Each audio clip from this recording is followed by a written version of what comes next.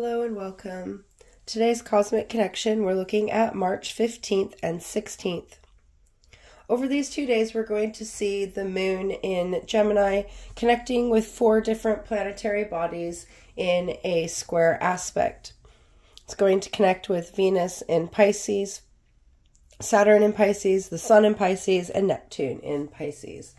So we're seeing this connection between Gemini energy and Pisces energy and the moon in these 4 planetary bodies. So that's what we're going to talk about in today's Cosmic Connection. Square aspects are aspects of tension and challenge, where 2 energies come together head-on. The energies need to be understood and come to a compromise in order for these energies to turn the corner together.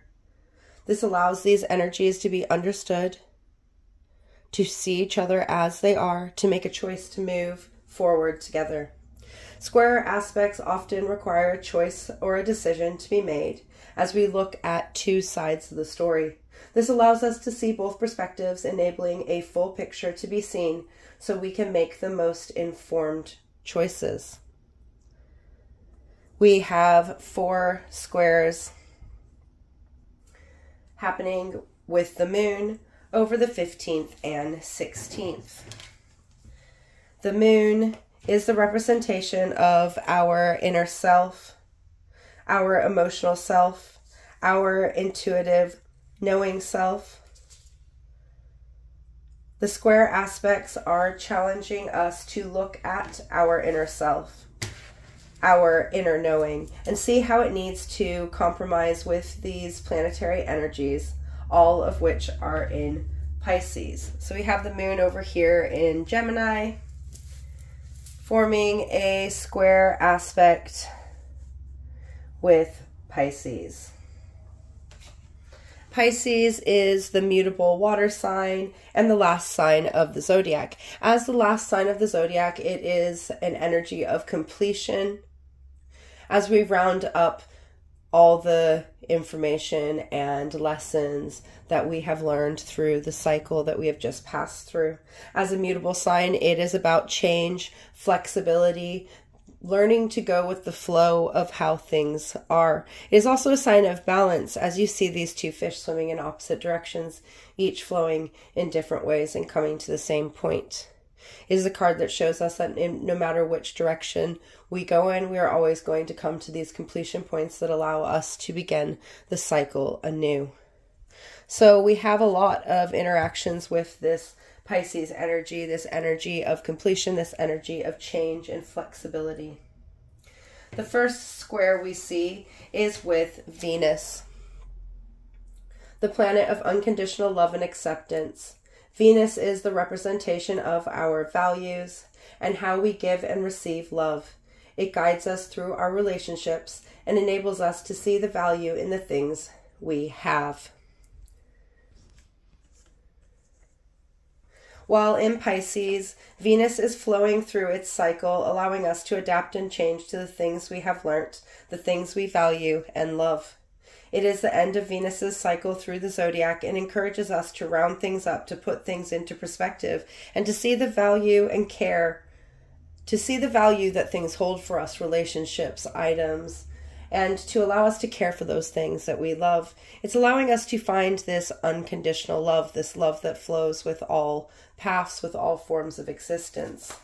This challenge between the moon in Gemini and Venus in Pisces is asking us to see our inner mind, our inner thoughts and feelings,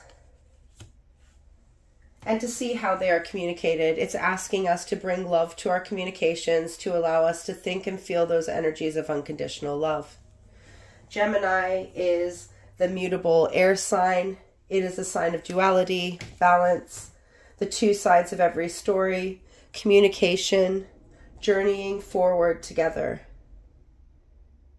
It is this energy of taking something and putting it into something new, finding a balance, seeing both sides of the story, the duality that comes with existence.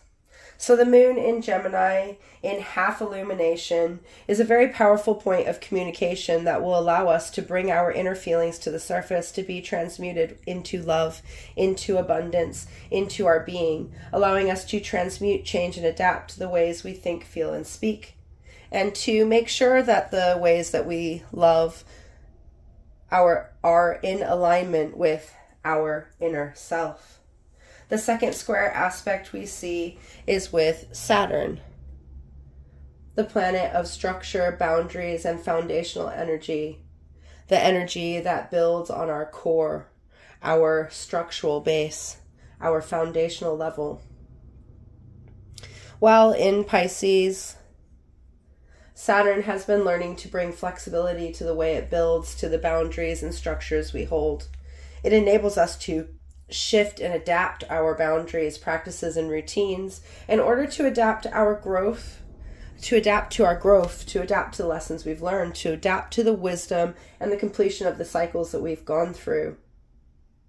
It's allowing us to integrate the cycle as it closes and bring that flexibility and understanding from integration into our foundations, and to allow us to adjust that energy to stabilize us in our growth. This square aspect with the moon, our inner emotional self, is asking us to look at our structures, practices, and boundaries and see where they are in alignment with our inner self, and where they need to be adapted and changed, where we need to bring flexibility to how we build, to how we grow, to how we structurally hold ourselves. This has allowed us to change our foundations to enable them to support the new versions of our inner self, enabling us to bring flexibility to how we build and grow. So asking us to make a choice, to make a change, and then to move on and find that balance. The third square aspect is with the sun, creating the waxing half moon, the midpoint between the new moon and the full moon in the waxing half of the lunar cycle.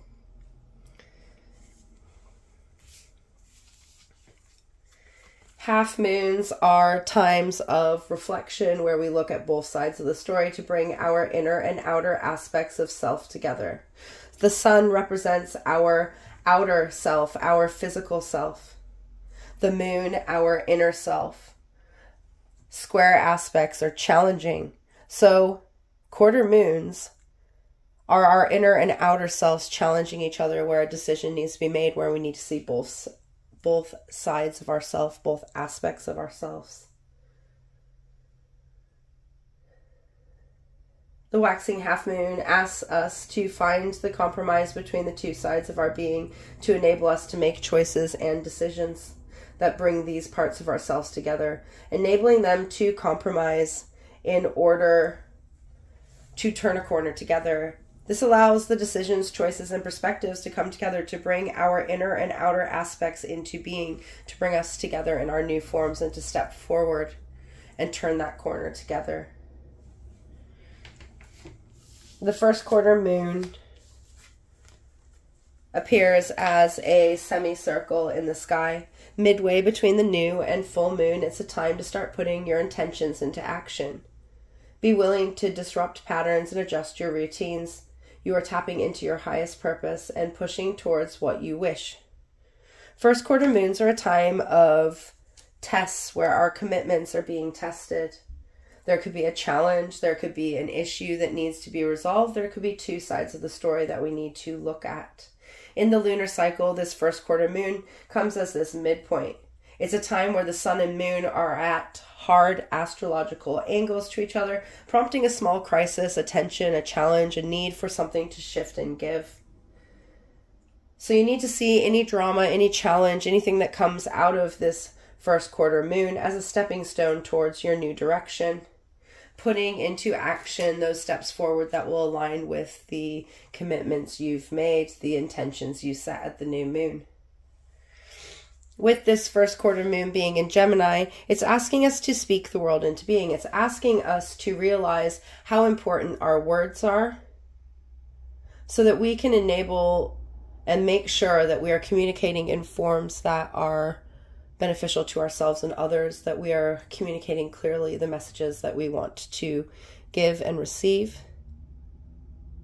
a very powerful time for affirmations that will benefit you in changing the way that you speak things into being, removing those more negative, toxic aspects from the way that we may talk about things, removing those fears and doubts that might lead to those negative and toxic forms of speaking, and allowing us to speak things into being, allowing us to manifest those dreams that we are putting forward, beginning with our words and then followed by our actions.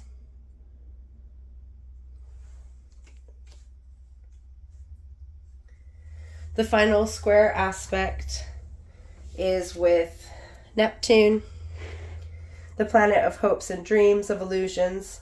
Neptune has been very active this lunar cycle as it was conjunct the sun and moon at the new moon last week. The one that was last week, the Pisces new moon. So now it is challenging the moon in its quarter form, but keeping its alignment with the sun. So these planets are all moving very closely together. So their energy is very linked together. So Neptune is challenging our inner self while standing in illumination in the present moment, in our present reality, in our present being, in the sun. Challenging us to bring our inner dreams into reality. So the choice is ours. We can take those steps towards our dreams, or we can allow our dreams to stand in illusion, to stand in darkness. So the question right now, this square aspect between the moon and Neptune, is asking us if we are going to bring those inner dreams into being. All these square aspects are going to challenge us to look at things from a different perspective, to look at all sides of the story, to make choices and decisions based on the things we see and understand. Connecting the duality, the flowing energy of Gemini with the flowing energy of completion that Pisces brings, encouraging us to challenge our inner seat, our inner self, and bring it into compromise with our heart, our structures, our outer being, and our dreams. A lot of challenging energy that is going to be asking us to commit to the decisions and choices we end up making. This challenge, this tension, this decision making is going to push us to move into commitment and enable us to reach our goals. And really, it's showing us the importance of having these different aspects of ourselves in alignment. Right now, we have something that we have been building, and we need our inner self to get behind it. We need our inner self to communicate, to bring those things into being so that it can flow back into the cycle. A very powerful couple of days to really commit to those words and choices, to commit not only in the way that you're talking about things, but in the steps that you're taking forward, and allowing you to really bring those dreams into being through a loving, structured way. Until the next time, goodbye, my friends.